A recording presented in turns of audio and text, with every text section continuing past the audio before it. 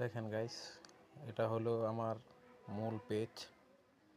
ফোনের যে গ্যালারি থাকে এটা, এখান থেকে আপনি ক্রোম ব্রাউজারে যে কোনো কিছু ডিলিট করতে হলে আপনি প্রথমে ক্রোম ব্রাউজারে চলে যাবেন। যাওয়ার পরে আপনি ডিলিট করবেন। এই দেখেন আমার কাছে নোটিফিকেশন আসছে, এটা আমি বাদ দিয়ে দিলাম। আপনি যদি ক্রোম ব্রাউজারে কোনো কিছু ডিলিট করতে চান তাহলে আপনার অবশ্যই থ্রি ডটে ক্লিক করতে হবে।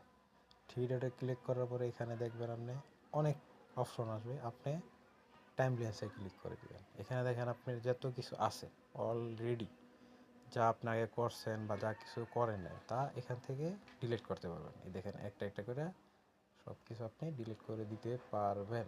এতে আপনার কোনো সমস্যা হবে না।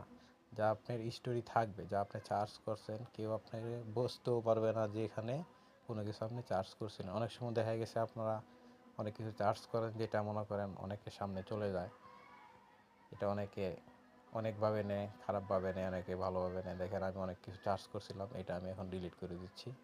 অবশ্যই এটা খেয়াল করবেন এবং কি আমার চ্যানেলটা আর আমার ইউটিউব চ্যানেলটা অবশ্যই সাবস্ক্রাইব করে দিবেন।